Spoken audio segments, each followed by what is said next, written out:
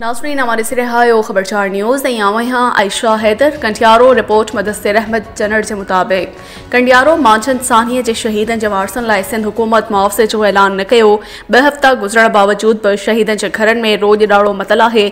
All parties alliance से शहीदन के वारसन कोठाणन पारां आख़िरी स्टॉप का 10 किलोमीटर पैदल रैली कठी वही, जेका प्रेस क्लब आरो पहुती निठण उसमें सख्त नारेबाज़ी कई वही। उन मौके ते गमगीन सियाल मौलाना रमज़ान खासकेली, ज़फ़र खोसो, दीदार सोलंकी मांझंद सानिया में 20 खां मथे खानदानन जा सहारो बणियल पोहरियत हयातियों विञाए वेठा, जिन जे वारसन लाइ सिंध हुकूमत ज़िले इंतज़ामिया मदद करण बजाय अखियूं बोटे छॾियूं आहिनि। इंसानी हमदर्दी ख़ातिर बि सिंध हुकूमत का बि मदद नाहे कई। शहीदन जे घरनि जा चुल्हा विसामियल आहिनि, जिन जी मदद करण हुकूमत जे फ़र्ज़ में शामिल आहे।